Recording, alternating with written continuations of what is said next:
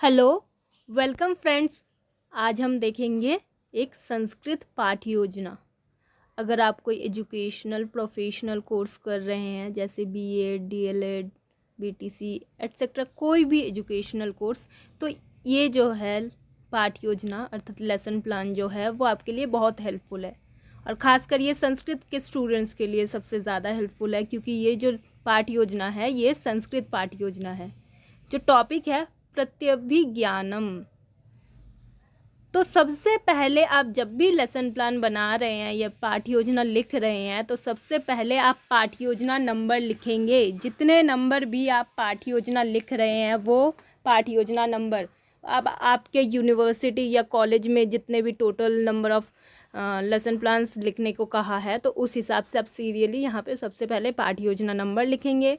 फिर उसके बाद विद्यालयस्य नाम, जिस भी स्कूल में आप as a pupil teacher appoint हुए हैं, छात्राध्यापक या छात्राध्यापिका के रूप में अपॉइंट हुए हैं, उस स्कूल का नाम लिखेंगे। फिर उसके बाद देखिए लेफ्ट में कक्षा नवमी, ये 9th क्लास के लिए है। शेमुषी बुक में एक चैप्टर है तो ये क्लास 9th का है। अंतरम चतुर्थः, ये 4th पीरियड है। और अवधि तो आप अपने स्कूल में देख लेंगे कि कितने मिनट्स का पीरियड होता है उस हिसाब से। सो फ्रेंड्स, अगर आपने अभी तक इस चैनल को सब्सक्राइब नहीं किया है, चैनल को सब्सक्राइब कीजिए, वीडियो को लाइक कीजिए, अपने फ्रेंड्स के साथ शेयर कीजिए। आपका जो अनऑफिशियल या ऑफिशियल ग्रुप है एजुकेशनल प्रोफेशनल कोर्स का, उसमें शेयर कीजिए ताकि उनको भी बेनिफिट मिले। और फिर भी अगर कोई डाउट या क्वेरी आता है तो कमेंट सेक्शन में कमेंट कर दीजिए। चलिए आगे देखिए, राइट साइड में आप डेट लिखेंगे कि जिस भी दिन इस लेसन प्लान को आप प्रेजेंट कर रहे हैं वो डेट। फिर विषय संस्कृतम हो गया। और ये नाटकम, तो मैंने प्रकरण ये जो लिया है एक्चुअली है भी ये स्टोरी की तरह जो है ये नाटक के रूप में है, इसलिए नाटक, गद्य नहीं है। गद्य और नाटक में थोड़ा फ़र्क होता है, वो आप धीरे धीरे समझ जाएंगे। जब दोनों को साथ में कंपेयर करेंगे तो आप समझ जाएंगे। नाटक का जो लेसन प्लान है वो थोड़ा गद्य से सिंपल होता है लेकिन इंटरेस्टिंग है। फिर उसके बाद है प्रकरणम, जो आपका टॉपिक है। तो टॉपिक का नाम क्या है? प्रत्यभिज्ञानम। तो ये जो चैप्टर है इसको मैंने 2 पार्ट्स में डिवाइड किया है, क्योंकि मुझे लगा कि स्टूडेंट्स जो हैं, जो क्लास 9th के स्टूडेंट्स हैं, वो एक ही दिन में पूरे चैप्टर को नहीं समझ सकते हैं और हम लेसन प्लान के हिसाब से प्रेजेंट कर भी नहीं सकते एक ही दिन के एक ही पीरियड में। इसीलिए मैंने 2 पार्ट्स में डिवाइड किया है। और ये जो है ये फर्स्ट पार्ट है अन्विति 1, और इसका जो सेकंड पार्ट है वो मैंने डिस्क्रिप्शन बॉक्स और कमेंट सेक्शन में पुट कर दिया है। आप डायरेक्ट वहाँ से सेकंड पार्ट तक पहुँचिए, अच्छे से देखिए, समझिए और फिर लिखिए। उसके बाद है देखिए छात्राध्यापिकायाः नामः। अगर आप फीमेल है तो छात्राध्यापिका है, और अगर आप मेल है तो छात्राध्यापक है। तो आप अपना नाम लिखेंगे। फिर अनुक्रमांकः वर्गश्च। अब आपके कॉलेज या यूनिवर्सिटी की तरफ से जो भी आपको रोल नंबर दिया गया है वो रोल नंबर और आपका जो सेक्शन है वो लिखेंगे। फिर उसके बाद है ये कॉमन जो है सामान्य उद्देश्य, यानी कि ये जो जनरल ऑब्जेक्टिव, सामान्य उद्देश्य क्या है। अगर हम कोई नाटक पढ़ा रहे हैं या उनके सिलेबस में है, लेसन प्लान बना रहे हैं, तो उसका क्या उद्देश्य है। तो उसका अलग अलग उद्देश्य, जैसे यहाँ पे क्या है कि बच्चे एक दूसरे से बात कर पाएंगे, अभिनय कौशल जो है वो डेवलप होंगे उनमें, फिर वो शब्दों को, नए नए वर्ड्स को समझेंगे। फिर जो भी इसके अलग अलग कैरेक्टर्स है, ये जो प्रत्यभिज्ञानम है इसमें भीम, अर्जुन, ये सब मतलब महाभारत के कैरेक्टर्स है, तो उनको समझेंगे कि हाँ वो किस हिसाब से कैसे थे या कैसे बिहेव करते हैं। सीरियल वगैरह में भी देखा होगा, तो उसमें वृद्धि होगी। फिर भाषा में कि किस टाइप के कौन से वर्ड्स यूज़ करते हैं वो, तो इसी मतलब ये सब कुछ सामान्य उद्देश्य। ये सिर्फ इसके लिए नहीं है, एक्चुअली ये जो उद्देश्य है ये हर एक नाटक के लिए है। कोई भी रामायण का कोई नाटक ले लीजिए, या फिर और भी संस्कृत साहित्य के जो नाटक है, स्वप्न वासव दत्ता, विज्ञान शाकुंतलम, मृच्छकटिकम, कोई भी नाटक आप ले लीजिए, तो उसमें कैरेक्टर को समझना भी ज़रूरी होता है। तो स्टूडेंट्स जो हैं वो कैरेक्टर को समझेंगे, उन्हीं की तरफ बिहेव करेंगे, क्योंकि अगर आप अभिनय करवाएंगे तो उनको उनकी तरफ बिहेव करना होगा। तो फिर ये हो गया आपका सामान्य उद्देश्य। फिर जो विशिष्ट उद्देश्य वो क्या हो गया, वो है पर्टिकुलरली इस लेसन प्लान से, इस चैप्टर से स्टूडेंट्स क्या समझेंगे। तो ये आपका हो गया विशिष्ट उद्देश्य। यानी अब इसको जो आप लेसन प्लान प्रेजेंट कर रहे हो, तो इसके लिए आपको क्या क्या सहायक सामग्री की आवश्यकता पड़ी, जो भी आपके हेल्प के लिए आपने लिया है इसको प्रेजेंट करने के लिए। जैसे मैंने कुछ नाटक के संबंध में कुछ पिक्चर्स लिए थे, फिर उसके बाद आपको तो पता ही है कि blackboard, chalk, duster, pointer, इन सब के बिना तो वैसे भी क्लास इनकम्प्लीट है, तो वो सारी चीज़ें। फिर है पूर्व ज्ञानम। पूर्व ज्ञानम मीन्स प्रीवियस नॉलेज या अज्यूम्ड नॉलेज। मतलब ये कि जैसे ये जो चैप्टर है ये रिलेटेड है, मैंने कहा ना, महाभारत से, जिसमें अभिमन्यु है, फिर अर्जुन है, भीम है, और भी कुछ कैरेक्टर्स है। वो आप जब चैप्टर पढ़ेंगे, अगर आपने पढ़ा है तो आपको पता ही होगा, तो महाभारत से ही है। तो इसीलिए मैंने क्या पूर्व ज्ञान के हिसाब से वो किया है कि महाभारत ग्रंथ के विषय में बच्चे जो है वो सामान्य रूप से जानते हैं, और कुछ मतलब अभिनय के बारे में भी जानते होंगे कि नाटक, क्योंकि अब आजकल के जो स्टूडेंट्स हैं वो काफ़ी एडवांस हो चुके हैं, तो वो समझते हैं जैसे सीरियल, मूवीज़ किस टाइप से एक्टिंग की जाती है। हाँ, वो परफेक्ट नहीं होंगे, लेकिन वो इतना तो समझते हैं कि किस टाइप से करते हैं। उसके बाद है प्रस्तावना। प्रस्तावना के जो क्वेश्चंस होंगे वो आपके जेड फॉर्म में होंगे, जिगजैग फॉर्म में होंगे। मतलब आप कोई क्वेश्चन पूछेंगे, क्वेश्चन का जो आप स्टूडेंट्स आपको लग रहा है कि आंसर देंगे। अगर मैंने ये कहा कि दशरथ के या राजा दशरथ के सबसे बड़े पुत्र का क्या नाम था, तो ऑब्वियसली आंसर राम ही आएगा, श्री राम ही आएगा, कुछ और आ ही नहीं सकता।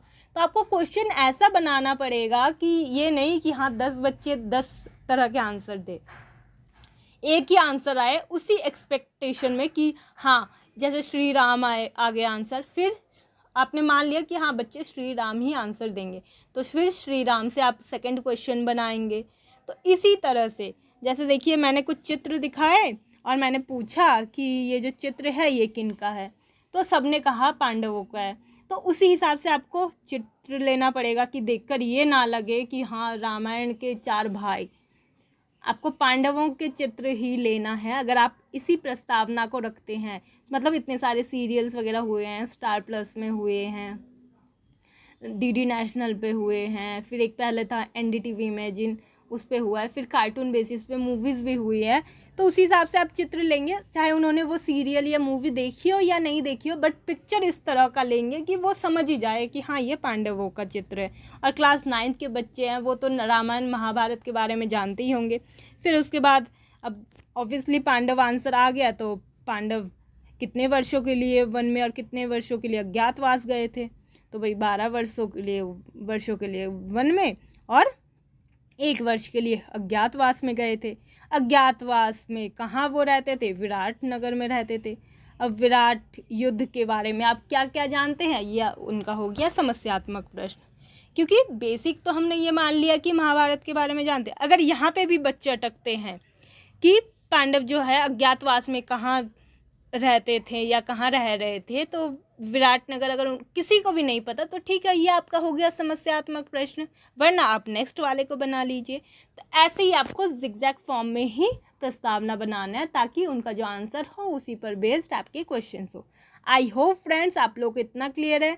अगर आपने अभी तक इस चैनल को सब्सक्राइब नहीं किया, चैनल को सब्सक्राइब कीजिए, वीडियो को लाइक कीजिए, अपने फ्रेंड्स के साथ शेयर कीजिए, अपने अनऑफिशियल ग्रुप में शेयर कीजिए, और कोई भी डाउट या क्वेरी हो तो कमेंट सेक्शन में कमेंट कर दीजिए। आगे देखिए उद्देश्य कथनम। अब यहाँ पे आपका समस्यात्मक प्रश्न आ गया, तो आपका उद्देश्य कथन आ जाएगा कि हाँ आज हम प्रत्यभिज्ञानम इस नाटक को पढ़ेंगे, इनमें जानेंगे कि हाँ विराट नगर में जो युद्ध हुआ था महाभारत में, तो उसकी एक घटना को हम जानेंगे, क्योंकि पूरे घटना तो भाई एक चैप्टर में पॉसिबल नहीं है, तो एक छोटी सी घटना को जानेंगे। उसके बाद है आदर्श वाचनम। अब यहाँ पर जो है भावानुगुणम, भाव अनुगुण, मतलब जो, क्योंकि आप नाटक पढ़ा रहे हैं तो जिसमें क्या भाव आने चाहिए, तो उसी तरीके से आप आदर्श वाचन करेंगे। आप पीपल टीचर, स्टूडेंट्स अभी नहीं करेंगे, पहले टीचर आप करेंगे। और फ्रेंड्स संस्कृत के और दूसरे सब्जेक्ट्स के भी लेसन प्लान्स ऑलरेडी चैनल पर अपलोडेड है, आप वो भी देख सकते हैं, शायद क्या पता आपके लिए वो भी हेल्पफुल हो। ठीक है, उसके बाद अनुवाचनम। अब छात्रों को, अब स्टूडेंट्स को आप बोलेंगे कि वो अनुवाचन करें, आपके करने के बाद फिर वो करेंगे, क्योंकि आपने जिस हिसाब से पढ़ा है तो वो भी उसी हिसाब से पढ़ेंगे। तो पढ़ लिया। फिर बोध परीक्षात्मक प्रश्न। अब फिर ये जो आप पढ़ा रहे हैं ये बीच बीच में, उसके बाद आप क्वेश्चन पूछेंगे कि जैसे अर्जुन के पुत्र का क्या नाम था, अभिमन्यु, तो इस टाइप से आप क्वेश्चन पूछेंगे।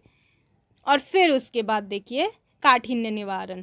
अब यहाँ पर जो है आपको काठिन्य निवारण करना है, मीन्स उसमें जो जो नए नए वर्ड्स आए हैं जो आपको लगता है स्टूडेंट्स को नहीं पता, उनके अर्थ बच्चों से निकलवाना है, चाहे ब्लैक बोर्ड के हेल्प से या फिर पिक्चर के थ्रू, किसी वीडियो के थ्रू, आपको जिससे भी जो भी सूटेबल लगे उसके हिसाब से आपको बच्चों से मीनिंग निकलवाना है। लेकिन विधि किस टाइप की होनी चाहिए? आप पर्यायवाची भी यूज़ कर सकते हैं, समास कर सकते हैं, वाक्य प्रयोग, अर्थ, विलोम शब्द, आपको जो सूटेबल लगे। उसके बाद है विस्तृत व्याख्या। अब आप जो क्या करेंगे, अब आपने बता दिया, फिर मीनिंग बताने के बाद अब आप नाटक की व्याख्या करेंगे। फिर उसके बाद है भाव विश्लेषणात्मक प्रश्न। अब व्याख्या करने के बाद यहाँ पर जो है ना, आपने तो एक्सप्लेन कर दिया, अब यहाँ पर जो आपके क्वेश्चन होंगे ना ये थोड़े अलग टाइप के होंगे। डायरेक्ट क्वेश्चन नहीं कि अर्जुन के पुत्र का क्या नाम था या फिर अर्जुन के बड़े भाई का क्या नाम था, ऐसे डायरेक्ट क्वेश्चन नहीं। जैसे यहाँ पे देखिए कि जो भी फर्स्ट पार्ट पढ़ाया उसमें ये था कि अभिमन्यु जो है वो बृहन्नला की तुलना जो करता है वो उमावेशधारी शिव से करता है। मीन्स बृहन्नला, क्योंकि बृहन्नला कौन था? वो अर्जुन था, तो अर्जुन बृहन्नला बना था, तो इसीलिए उमावेशधारी जो शिव थे, शिवजी जो थे, उनके साथ तुलना की। अब तुलना जो है वो क्यों किया वो स्टूडेंट्स बताएंगे, क्योंकि आप तो एक्सप्लेन कर चुके हैं, तो अब स्टूडेंट्स अपने हिसाब से बताएंगे कि क्या देख लिया जिससे कि अर्जुन को जब अभिमन्यु ने बृहन्नला के वेश में देखा तो उनको शिव जी की क्यों याद आई। तो ऐसे ही फिर वो अपने हिसाब से स्टूडेंट्स बताएंगे। तो इसी टाइप के होंगे आपके भाव विश्लेषणात्मक प्रश्न। उसके बाद है संपूर्ण नाटकस्य अभिनय। अब यहाँ पे जो है, अब जैसे कि मैंने बोला कि 2 पार्ट्स में मैंने डिवाइड किया है, तो आप चाहे तो आधे में आप नाटक करवा सकते हैं स्टूडेंट्स से, या फिर ये कर सकते हैं कि सेकंड पार्ट भी कंप्लीट हो जाने के बाद, मतलब पूरा चैप्टर कंप्लीट हो जाने के बाद आप बच्चों से वो नाटक करवाएंगे, अलग अलग कैरेक्टर्स अलग अलग स्टूडेंट्स को दे देंगे। अब वो जो है संस्कृत में ही क्लासरूम में वो नाटक को प्ले करेंगे, मतलब अलग अलग रोल्स निभाएंगे। तो ये आप अपने हिसाब से देख लीजिए, अगर हाफ में पॉसिबल है हाफ में कीजिए, वरना कंप्लीट हो जाने के बाद फिर कीजिए। लेकिन ये आपका सोपान लिखना ही लिखना है लेसन प्लान में कि संपूर्ण नाटकस्य अभिनय। और लास्ट जो है सबसे इम्पॉर्टेंट, मैंने हमेशा हर वीडियो में कहा है लेसन प्लान के, कि गृह कार्य जो होता है, हॉलीडे जो होमवर्क है, वो सबसे इम्पॉर्टेंट है। कि ऐसा ना हो कि बच्चे बस बोर हो जाए कि हाँ क्या दे दिया मैम ने, सर ने, मतलब बोरिंग सा, वही कहीं से छाप लो बस हो गया, ऐसा ना हो। तो गृह कार्य थोड़ा इंटरेस्टिंग होना चाहिए। जैसे यहाँ पे देखिए मैंने क्या दिया है कि महाकवि भास के द्वारा रचित त्रयोदश रूपकाणाम, मीन्स 13 रूपकों के नाम ढूंढकर उनके नाम लिखने हैं।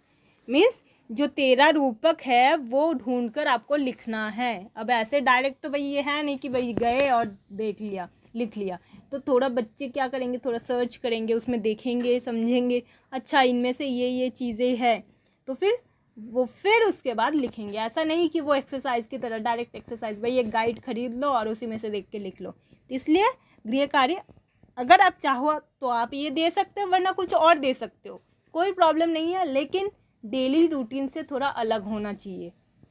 हमेशा याद रखना जो भी आप होमवर्क देते हो डेली रूटीन से थोड़ा अलग होना चाहिए। आई होप फ्रेंड्स आप लोगों को ये लेसन प्लान या ये पाठ योजना बिल्कुल क्लियर है। अगर फिर भी कोई डाउट या क्वेरी है तो कमेंट सेक्शन में पुट कर दीजिए, वीडियो को लाइक कीजिए, अपने फ्रेंड्स के साथ शेयर कीजिए, एंड अगर आपने अभी तक इस चैनल को सब्सक्राइब नहीं किया है, चैनल को सब्सक्राइब कर देना। एंड हाँ स्टूडेंट्स, तो आप चाहे तो इसका सेकंड पार्ट खुद ही बना सकते हैं, उसमें भी कोई प्रॉब्लम नहीं है, क्योंकि फर्स्ट जो है उसकी पाठ योजना बनाने में प्रॉब्लम होती है, सेकंड की पाठ योजना बनाने में कोई प्रॉब्लम नहीं होती। Thank you friends.